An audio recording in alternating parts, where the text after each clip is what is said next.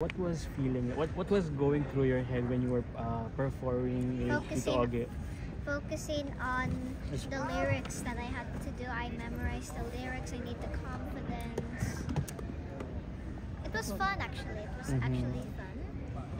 I loved the concert. There was a lot of people that made me more excited because more people meaning more people to get support me. How did you know the song? By practicing for like many days. At first I was struggling since I mostly know English, but now I know I got so excited and also knowing the song a lot. Did you have to listen to the song many times? Yes, many times to know the song's lyrics and the melody of it, mostly everything about the song. I did too. Pero what tip did Tito Ogie share with you before the performance? He taught me how to sing with my heart, being attached to the audience. Pretend there's 3 audience over there. He wanted me to be attached to it. So that's what made me excited about this concert before the performance. Before going on stage, what were you feeling? Were you nervous? Were you excited? Nervous and excited at the same time, that I could say. And what was it like meeting Beanie backstage? Did you get to meet them? Yes, my bias, Mika, my favorite. Were you able to take pictures with them? Of course, that's the point of going. But were you able to talk to your bias, Mika? Yes. And what did you tell her? That I liked her fit, I liked her outfit, I liked it a lot. And what did she say?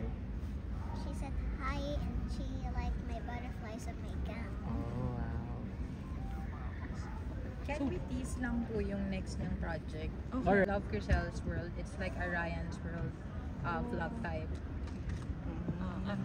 You can promote the Love Crisel World.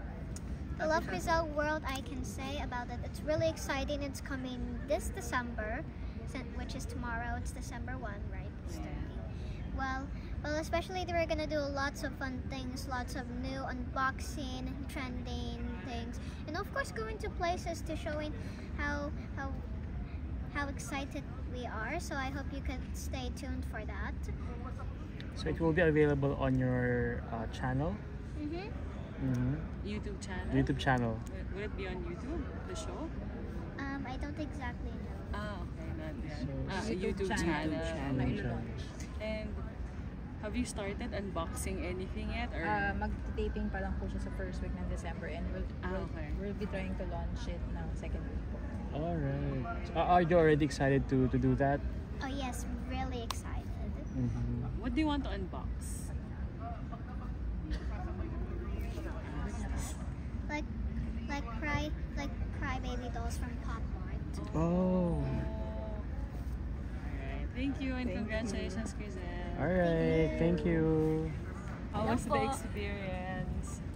Ako po, sobrang saya kasi yung nabanggit ko sa stage kanina, na napasali kami or nasama kami sa mga performers na kinonsider ni Sir Ogie para sa Ogie Ogie 2. And yun po, medyo may halong konting pressure po kasi yung na-assign na song sa amin, very popular.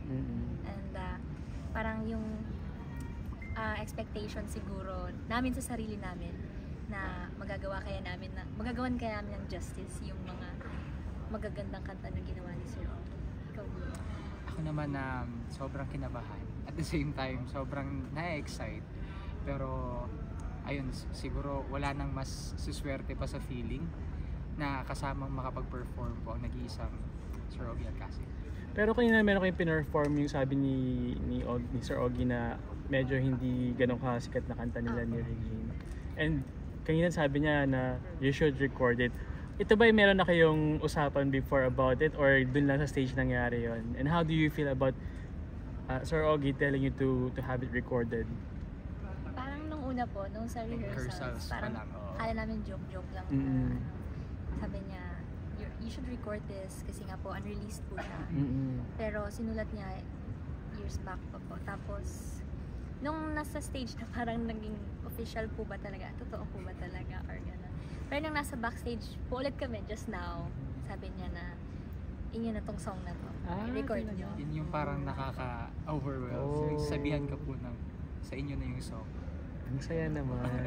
How does it feel? Ang dami niyong fans, ang dami nagsusupport na. Nasanay na ba kayo since noon? Sa likod namin kanina, dahil sigawan eh. Thank you so much sa aming J-Mails, Maria Stars, sa Balladeers na pumunta. Sasanay? Paano? Parang hindi. Never masasanay Never kang kasi masasanay. ang nakakatuwa lang po kasi at alam naman namin na parang hindi lahat ng events mapupuntahan pero ginagawa nilang possible po yun kahit lumilipad, yung iba lumilipad pa po from different parts of the Philippines. So we're just really blessed po with the best people, the best supporters po.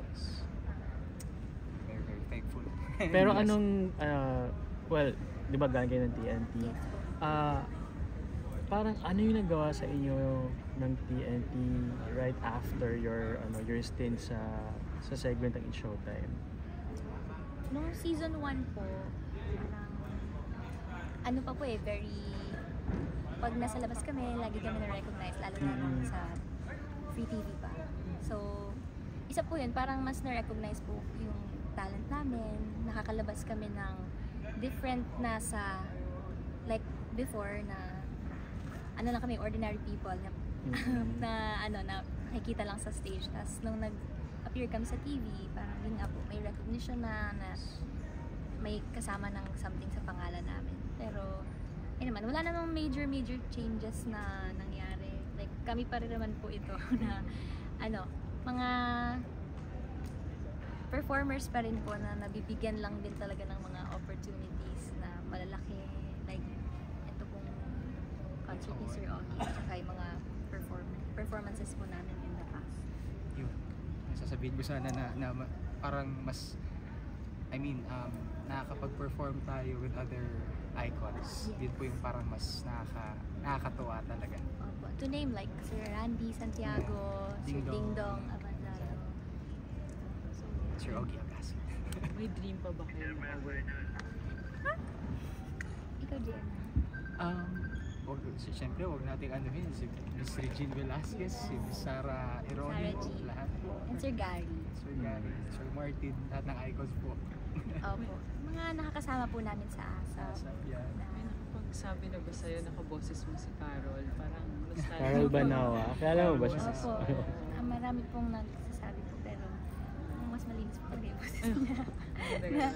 Iba yung yung texture po ng boses niya. Pero anong aabangan sa inyong dalawa?